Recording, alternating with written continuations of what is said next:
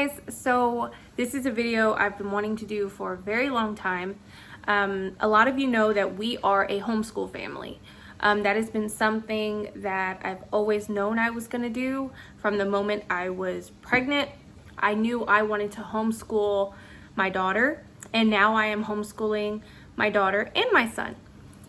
And it's something that we really enjoy, and I know a lot of people have tons of questions.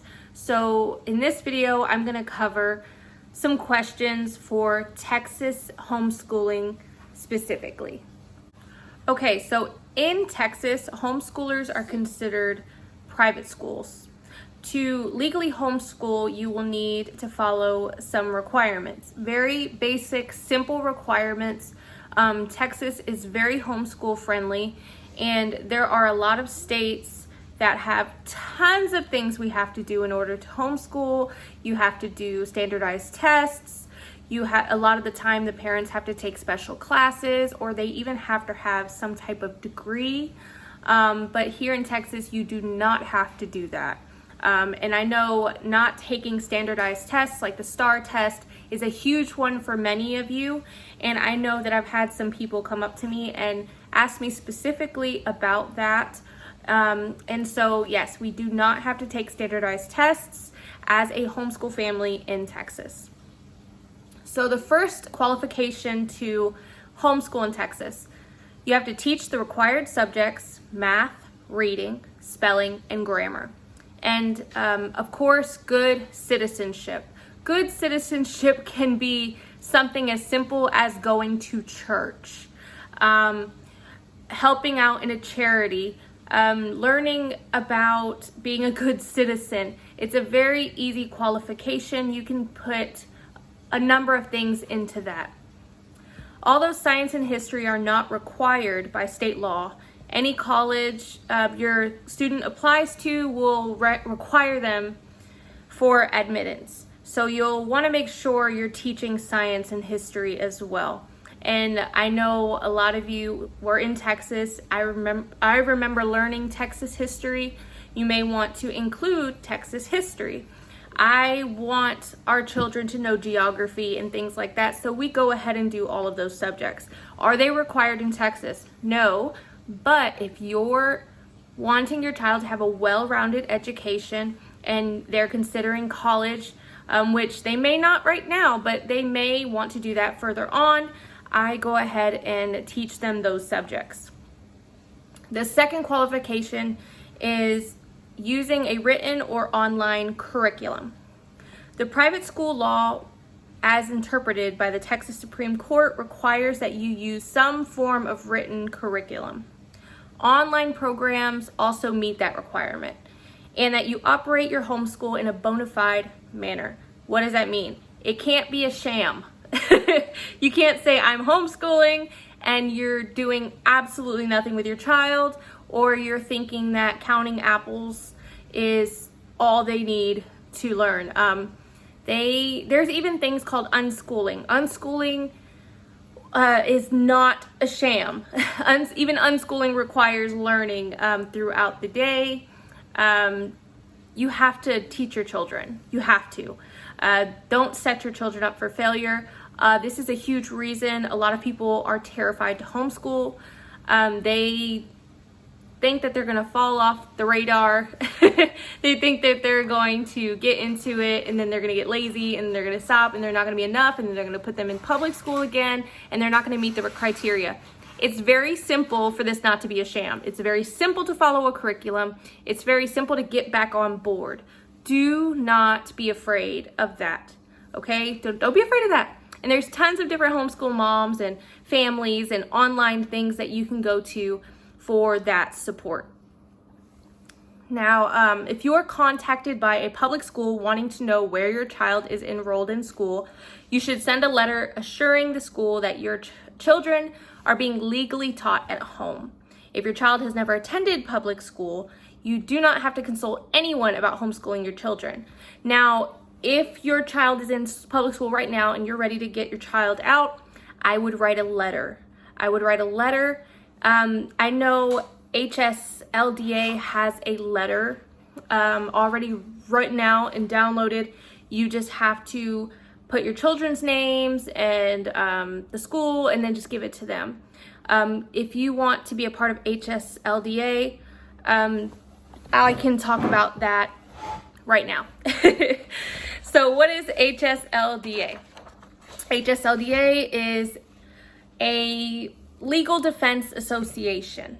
Okay, it's nonprofit.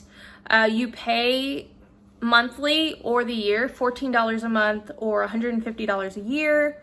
There's a lot of benefits to joining this program. They are legal help for you in case anything goes down, or they just have a lot of information.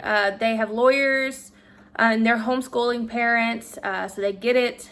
The website is informative and user-friendly, answers questions about homeschooling, special needs, grading, helps you with keeping records, testing, evaluations, high school help, just and beyond. So many different resources on this site, with also a lot of discounts as well. You are in good hands if you ever find yourself in homeschool legal help. Once a family pays the yearly membership fee, there are no further charges of any kind for defending you in court. HSLDA pays all attorney fees, expert witness costs, travel expenses, and all other court costs. That's huge, okay? Especially if you're running into any type of trouble, which is very rare, but if you do, they will cover all the costs. And I can't imagine paying all those legal fees by myself, when all you have to do is pay the $150 a year here, and they cover everything. So there's another program just like HSLDA. It's called THSC. So they're pretty much a very similar program. They're $150 a year or $1,200 a lifetime fee. They benefit homeschool families. They defend parental rights. This is for people just in Texas, though. They bring homeschoolers together, offer practical help with homeschooling, support local groups, and they promote homeschooling in Texas. If you're wondering a little bit about your high school students, okay, or in the future you're worried about, well, what am I going to do when my child's in high school? I got that comment. I've got that comment in the past with family. They're like, are you expecting to homeschool the kids up through high school, or are you going to stop? Yes, I am. I'm going to homeschool my children until they graduate. I can do it. You can do it too. If you can teach your child how to walk, how to talk, how to eat, how to use manners, you can teach your children. You can teach your children all throughout graduation. There's so many programs out there. There's so many things you can do. Don't let people think you can't. Now, high school diploma is something you would have to do. So getting a high school diploma from a homeschool in Texas is simple. First, there is no homeschooling statute in the state of Texas, but there is an alternative schooling statute. It is explained in detail under the Texas Education Code. Okay, so like I told you before, this is a private school. Homeschooling is a private school, okay? So according to Texas law, homeschools are legal, private schools. And because homeschools are private schools, you can issue a diploma to your homeschool child, just as any other private school can issue diplomas. The fact that your homeschool is not accredited doesn't even matter, because there are schools other than homeschools that are not using accredited curriculum. Accreditation does not necessarily equal quality education. So I know a lot of people are like, well, this curriculum says it's not accredited. That doesn't mean anything in Texas, okay? It is accredited, okay? Whatever school, however you want to teach your child with those rules that I gave you in the beginning of the video is fine, okay? As long as they are learning what they're supposed to be learning. You can supplement and add whatever you like. If you want to use accredited curriculum, that's fine too. I mean, you have so many things you can do. It's your choice, and just get it done. Just make sure they're learning. Now, for the high school diploma, first thing you have to do, you need to make sure that you are taking good notes, keeping records and grades, etc., from 9th grade to 12th grade. So creating a transcript, compiling a portfolio. you have to name your school as well. You can name it anything simple, like our school is BT Christian Academy. That's like two last names combined, Christian Academy. Do we go around saying we're BT Christian Academy? No, we don't do that. It's just there in case we need to sign up for any discounts, sign up for the high school transcripts or diplomas and all that stuff. We have a name, okay? It's not a huge deal. Get a name together, get creative. That's what's gonna be on your child's high school diploma. That's what you're gonna create. There's a lot of programs out there where you can create the diploma. And even sometimes homeschool groups will do it for you and help you out with that. Oh, and if you're wondering about dances like prom, special high school things that people do, lettermans, you can get that as a homeschooler. You can sign up for that. There are special groups here in Dallas or North Texas in general. Homeschooling is huge. So there are so many programs that you wouldn't even think were available. Homeschoolers can be social as you want them to be. There's so much available. So in public school, the average classroom holds about 19 to 25 students, and they're usually taught by like one teacher or even a teacher's aide, so maybe two, depending on the grade level. When you choose to homeschool your children, you are choosing to significantly change the environment, the structure in comparison to the public school system, physically, mentally, and even spiritually. I always knew I was going to homeschool her or my children, mostly because I just wanted to be there for my kids. I wanted to be there. I wanted to be a stay-at-home mom. I wanted to make sure that they were learning from me. I didn't want to have that disconnect between us.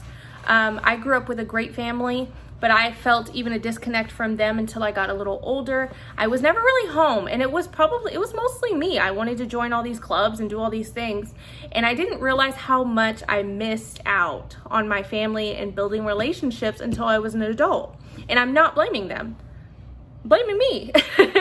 But I wanted to give my children an opportunity to have this time with me, and our connection has grown so much. I'm able to notice behaviors that they're doing that are wrong or right. I'm able to learn a lot about them more hands-on when they're home with me. It's not a weird, clingy thing. It's just me being a parent. So I found that comparing ourselves and our children in general to other families and schools does more harm than it does good. Do not compare yourself to a public school teacher. They're dealing with 25 kids at a time. They're going to school for 7 hours a day. And they have to do that because just imagine teaching 25 children at one time. That's a lot of work. And trying to get people to focus, that's a lot of work. Definitely too much work for what they're getting paid, but just pray for the teachers. It's a lot of work. And a lot of the time the kids don't want to learn. They're in an atmosphere where they see all of their friends. They want to play, they want to hang out, they want to talk. Last thing they want to do is math. You do have certain students who excel in that situation. I have another daughter who is public schooled, and she loves school. She loves it. That is her thing. She's very much more strong-minded and able to handle what's being thrown at her. She loves to learn. She just excels at that. So if it was up to us, she would be homeschooled, but it's not solely up to us. But she's doing really well in public school. Not every child is going to be that way. So don't compare yourself. And don't compare yourself to other homeschool families either. If you like what you see, ask the mom what they're doing. Ask what curriculums they're using. Ask for some advice. Nothing wrong with asking for advice. Also, because of the differences between home and school building, the amount of time taken for your child to learn will also change drastically. Like I told you, 7 hours at school usually. But because you're doing a one-on-one with your children at home, and there's really not many distractions, the average homeschooler, I looked it up, schools for about 2 to 4 hours per day. 2 to 4 hours. And the 4 hours, even it sometimes said 5 hours for high school, like if they're doing papers or whichever, some more work that's a little bit more in depth. And that depends on grade level too, and it's for about 3 to 5 days. That's another thing. If you're homeschooling, you choose when you're gonna homeschool, how long and what days. what breaks you want to take. Texas is really hot, so a lot of our breaks get taken in the fall. Or we just be like, you know what, it's a beautiful weekend. We're going to take off school. This week, we're just not going to do school, and we'll just double it next time. Or some days, my daughter will do 3 lessons of language instead of 1 per day because she just wants to keep going. So we'll keep going. We are very much more laid back when it comes to school. As long as we're learning, I see nothing wrong with that at all. So finding out your goals for homeschooling. Pull out a paper, make a rough list of why you want to homeschool and what you want to accomplish. Just know that this list may change significantly throughout your journey, and that's okay. Just as your curriculum choices may change as well throughout your family's homeschool journey, that's usually because as you spend time with your child individually, you're going to start to learn how they learn. Like, you're going to start to notice the little things, like their learning style.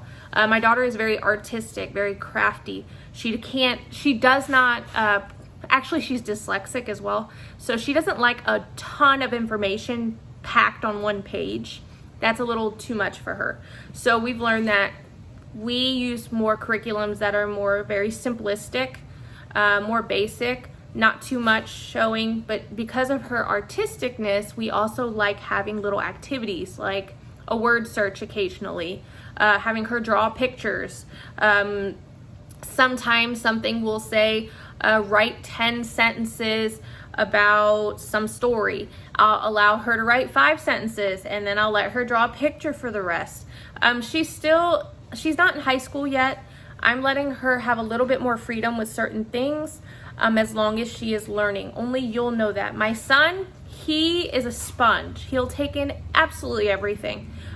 He's using a certain curriculum that has a lot of artistry, a lot of pictures, a lot of narration, a lot of, engagement, and he takes it all in and absolutely adores it. He's very easy to school. Although he does get a little distracted sometimes, he still enjoys school. So it makes it a lot easier. Sometimes you'll run into a situation where your child does not enjoy school. They don't want to write. They don't want to do work. Sometimes you can get into that and you'll have to kind of adjust accordingly. You'll have to realize, okay, maybe we have to switch curriculum. Maybe we need to go outside and do school today. Maybe we need to take a break from school. Let's figure it out. There's always a way to kind of help a little bit to ease your mind. And sometimes you just got to sit them down and let them know it's time for school. This is what you're doing. And this is what we're doing today. Because sometimes you'll have a child who's just stubborn. And that's a fact because, sometimes we're stubborn. It happens. So just act accordingly. So curriculum. How to choose curriculum. First of all, cost. What is your budget for curriculum? That makes a big impact in what you're doing. Guess what? I've seen free curriculum be just as great as one of the high-end curriculums that are like $1,000 a year. So it's really what you make of it. I've seen curriculum at Dollar Tree that we used Dollar Tree notebooks for a while when my daughter was about 4 or 5 years old, and they worked just fine. There's tons of curriculums out there. I have a huge list of curriculum that I'm going to put in the description section so you can kind of go through it. Every child is different, regardless of age. Not every child learns the same, and not every child has the same learning pace. Something that's helped me tremendously has been to figure out the learning style of both of my children. Learning how they prefer to learn and how they comprehend things will help so much in figuring out the curriculum. There are a few curriculums that will have placement tests on their site. Take full advantage of the placement tests that are free, that are on certain sites, that are going to help you know where your child is. Research. Go online and browse the curriculum sites. Search specific curriculums on YouTube and hear what other families have to say. Sometimes you can even meet up with different homeschool parents and you can discuss and glance at their curricula and kind of see where you are and what you want. I've done that millions of times. I have actually changed our children's curriculum at least 4 times. But I haven't spent a ton of money. And if you do spend a ton of money and you feel like this is not what is working, it's not working and it's not what you want, you can resell the curriculum. People resell curriculum all the time. I know people who will not write in the books, and so just so they can resell it for a higher price. You can trade curriculum. We have book swaps almost yearly with the local homeschool groups. Join local homeschool Facebook pages, and you'll meet a ton of people willing. It's pretty awesome, all of the things that we have available. All right, so I'm going to talk about screen time learning games. We don't do too much screen time, but when we do, it's usually a learning game or like biblically based. We enjoy having a little bit of downtime. So when I do, I try to take advantage of some of the educational things that they also enjoy, like ABC Mouse, Reading Eggs, Starfall, PBS Kids, Bible for Kids, Khan Academy, Sight Words, Mental Math. There are some things you're gonna have to check out yourself because of all of the agenda lately. You may find some words in curriculums that are kind of like, oh, this is updated and this is a little much. So you're gonna have to check some of these games. We used to do like Duolingo for Spanish, and it had some really weird sentences, so we kind of stopped doing that. But it's just preference and what we believe and what we're not going to do. Worksheet Resources, Teachers Pay Teachers is a huge one. So teachers, public school teachers, they have a little account and they make awesome curriculum and different things, and then they'll upload it to this and you pay to print it out, and you're helping a teacher to be a teacher. There's tons of great worksheets on there. You can just type in whatever you want, plant cells, animals, George Washington, whatever you want to put on, and then all these things will pop up. There's free worksheets, and then there's some that cost money. Education.com is very similar to that. Pinterest, a lot of people use Pinterest for homeschooling. Superteacherworksheets.com, worksheetsworks.com. There's a tons of stuff.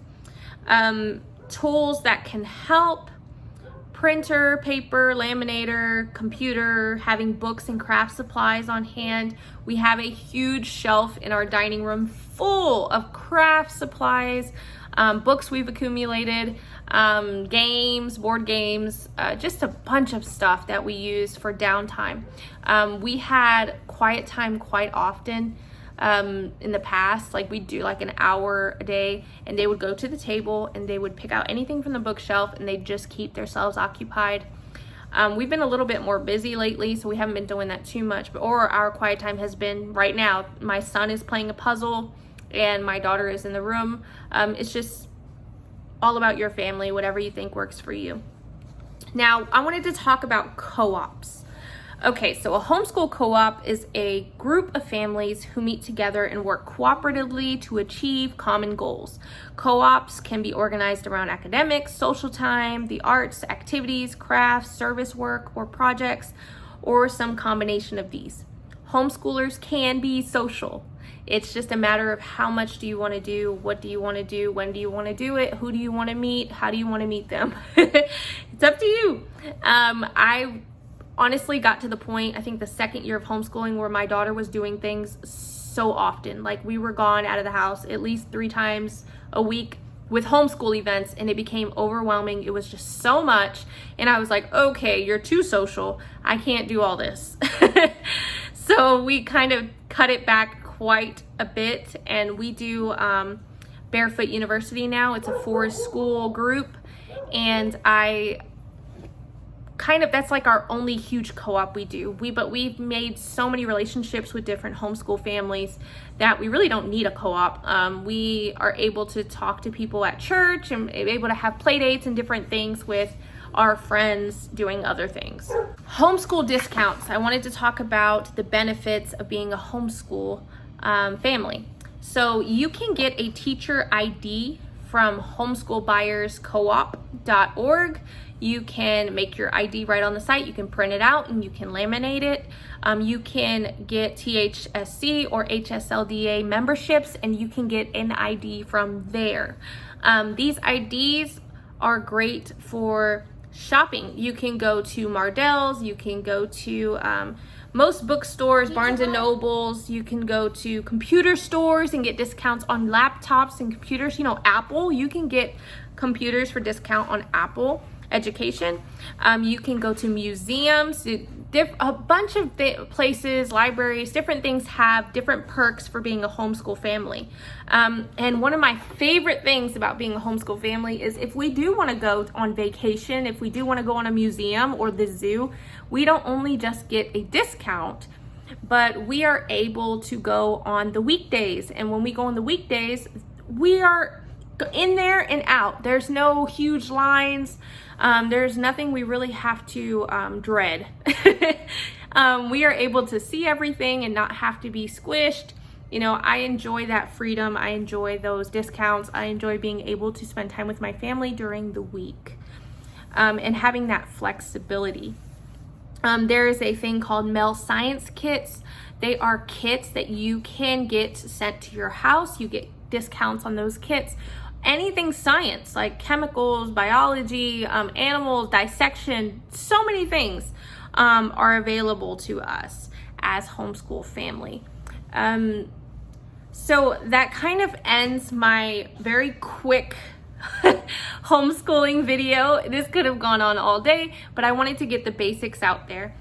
For my next video on homeschooling, I wanted to get some testimonies from friends of mine who grew up homeschooled, graduated, and had that experience, and who are now homeschooling their children. And I wanted to get some testimonies on some parents who are homeschooling now, but who have already had graduated some of their children. And I wanted to kind of get their words on that experience, their ups, their downs, and things for you guys. So I really appreciate you guys watching. If you have any more questions, go ahead and put them in the comments. And I appreciate you guys watching and supporting. God bless you.